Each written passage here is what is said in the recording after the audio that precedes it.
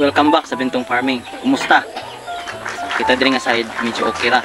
So karon ay atong i-update no.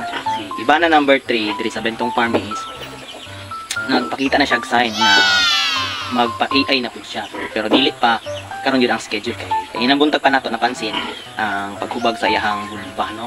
So wala pa tag 2 to 3 days na magkita gyud tong sign na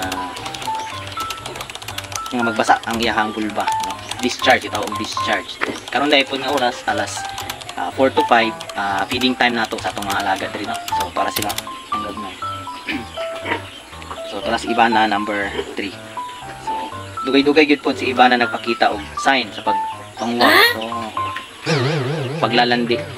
Okay. Gilutas nato iyahang mga vaccine last time is November 27. And then that time unta na i-ID nato siya before nag 1 month. So karon sobra na 1 month, December nilabay na ang December 27 sa bulan ug karon January 10.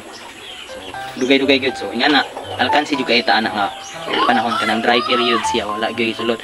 So dapat malikayan nato na. So next time pag lutas nato sa yaha 3 days observe nato kung di mo kaon nya samo kayo so in-heat siya na nga time. So kailangan jud ta magkuan na nag AI artificial insemination dahil sa ha. So kato lang sa kang Ibana number 3. So Bentong Farming, thanks for watching. Bye bye.